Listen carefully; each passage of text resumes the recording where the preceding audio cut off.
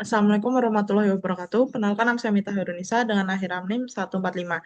Di sini saya akan menjelaskan penyelesaian tugas mingguan statistika 2 dari SIP 2.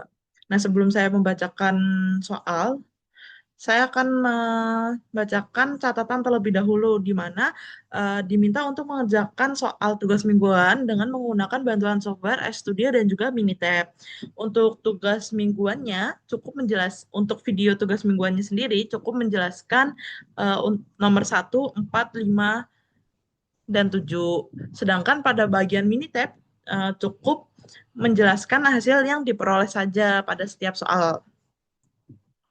Nah, untuk sekarang saya akan membacakan soal nomor 1 terlebih dahulu, di mana sebanyak 20 karyawan berpartisipasi dalam penelitian mengenai metode pelatihan kerja untuk meningkatkan produktivitas para peserta dibagi secara acak ke dalam 4 kelompok, yaitu pelatihan seminar, kemudian pelatihan praktik langsung, pelatihan berbasis video, dan juga pelatihan mentoring. Setelah pelatihan selesai, skor peningkatan produktivitas setiap karyawan dicatat. Untuk taraf signifikansinya itu 0,05. Uji apakah uji apakah keempat metode pelatihan tersebut untuk memiliki tingkat efektivitas yang sama. Nah, pada tabel 1 ini adalah menyajikan skor peningkatan produktivitas karyawan pada setiap metode masing-masing, yaitu metode seminar, praktik langsung, video pembelajaran, dan juga mentoring. Dengan skor yang beragam dari 12 hingga 14 untuk seminar, kemudian praktik langsung ada 18 hingga 21, kemudian video pembelajaran 15 hingga 13 dan juga mentoring 14 hingga 17. Nah, software pertama yang kita pakai adalah RStudio. Nah, untuk nomor 1 ini kita menggunakan uji Kruskal-Walsh. Nah, yang pertama kita menginput data terlebih dahulu dari setiap metodenya, di mana S adalah seminar, P adalah praktik langsung, kemudian V adalah video pembelajaran, kemudian M adalah mentoring, di mana dimasukkan skor masing-masing metode tersebut. Untuk seminar ada 12, 10, 11, 13, dan juga 14. Untuk praktik langsung itu 18, 20, 19, 17, hingga 21. Selanjutnya video pembelajaran itu 15, 14, 16, 15, dan juga 13. Sedangkan M atau mentoring itu 14, 13, 15, 16, dan terakhir 17. Kemudian kita langsung menguji uh, Kruskal, uji Kruskal test dengan memasukkan uh, data dari setiap metode. Kemudian kita run.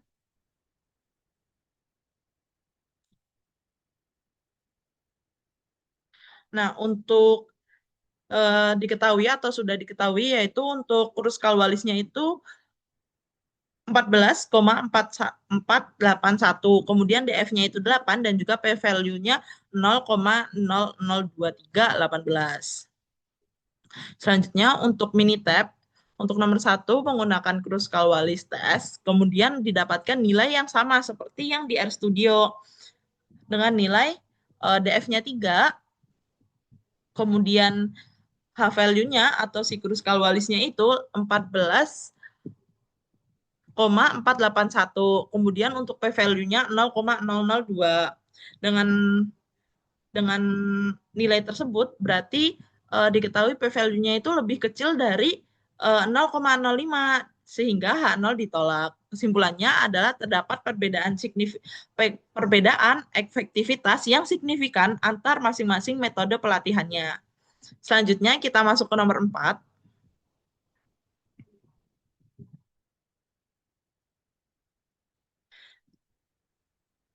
Yaitu sebuah perusahaan ingin mengetahui apakah jenis pelatihan kerja mempengaruhi tingkat kepuasan karyawan terhadap program pengembangan diri yang diberikan. Penelitian dilakukan terhadap 18 karyawan yang diminta untuk memberikan penilaian kepuasan skala 1 sampai 50 dengan taraf signifikansinya 0,05. Lakukan pengujian untuk mengetahui apakah terdapat perbedaan yang signifikan untuk tingkat kepuasan karyawan terhadap jenis pelatihan yang diikuti.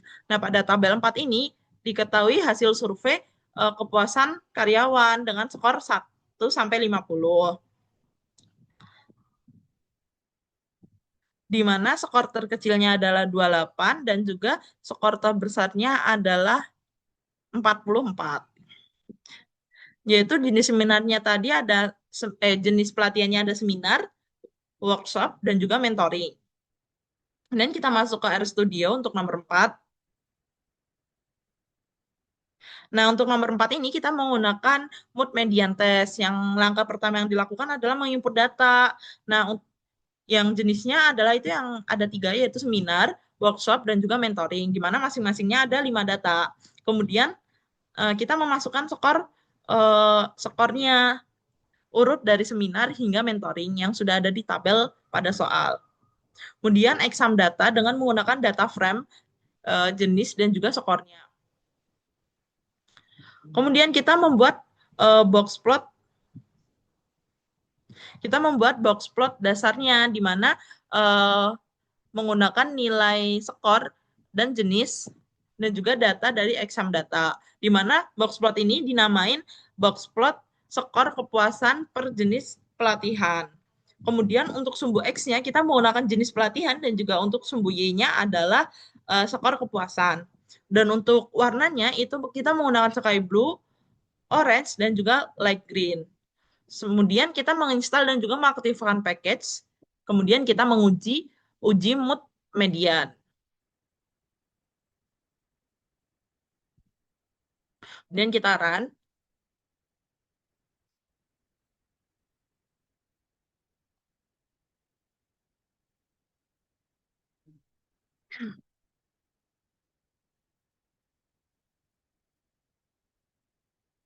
Nah, didapatkan nilai X quartnya itu 1,7 9. Kemudian DF-nya itu ada 2, sedangkan P-value-nya 0,006162.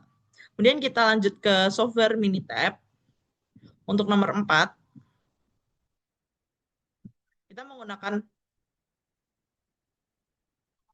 kita menggunakan mood median test dan ditambahkan nilai eh, DF-nya itu 2, C-square-nya itu 10,18, kemudian P-value-nya 0,006. Dengan nilai P-value 0,006 atau 0,006162 dari RStudio itu lebih kecil dari 0,05, sehingga H0-nya ditolak. Dengan kesimpulan masih terdapat perbedaan median dengan tingkat kepuasan berdasarkan jenis pelatihannya.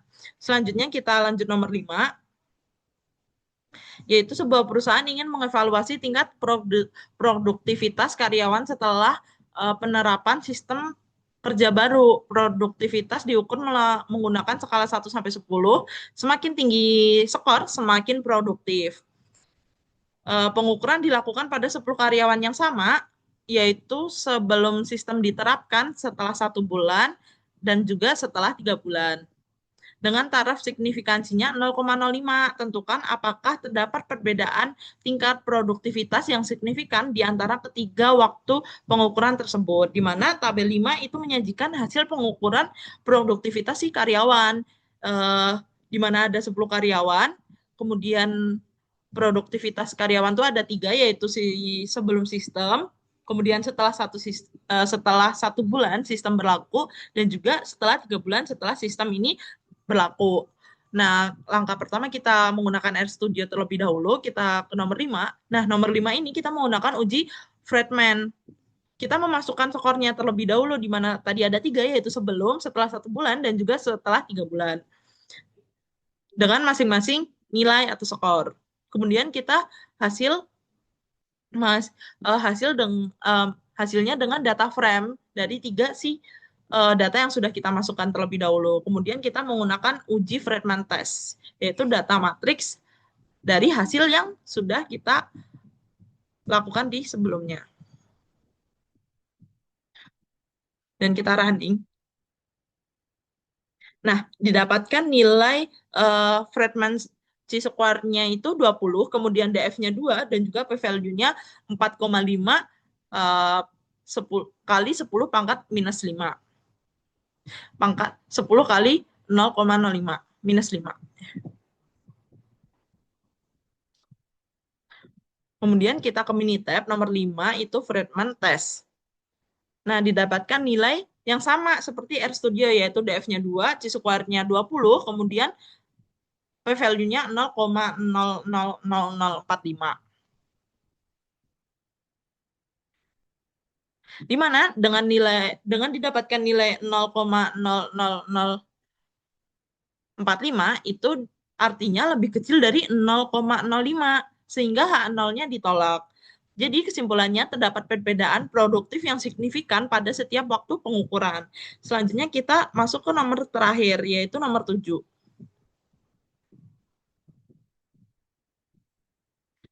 Yaitu sebuah penelitian dilakukan untuk mengetahui apakah jenis pekerjaan orang tua mempengaruhi tingkat motivasi belajar siswa SMA. Penelitian melibatkan 270 siswa dengan kategori pekerjaan orang tua berupa pegawai negeri, wira swasta, petani.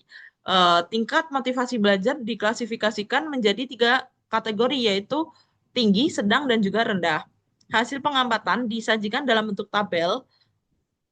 Kemudian berdasarkan data tersebut, lakukan uji dengan tingkat kepercayaan 95% untuk mengetahui apakah terdapat perbedaan proporsi tingkat motivasi belajar siswa berdasarkan jenis pekerjaan orang tuanya.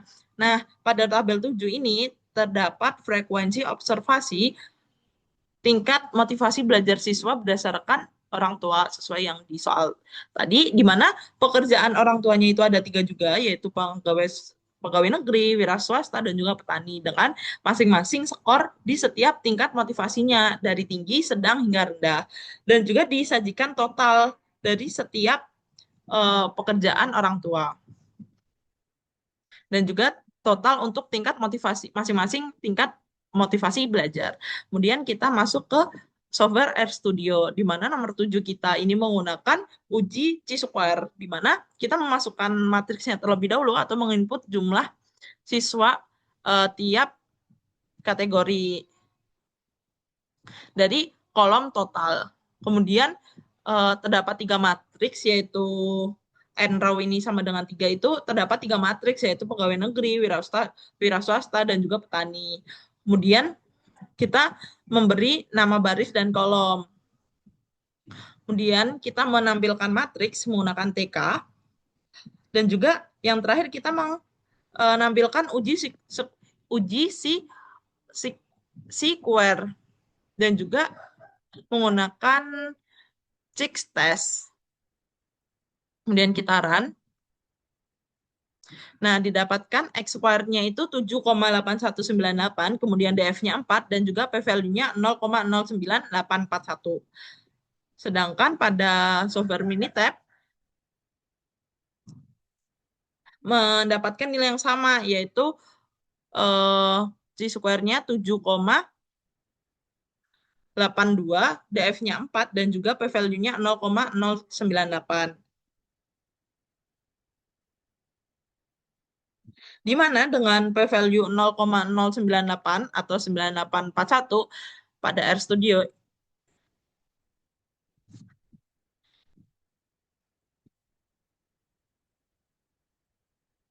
itu lebih besar dari, maaf ini terdapat kesalahan penulisan.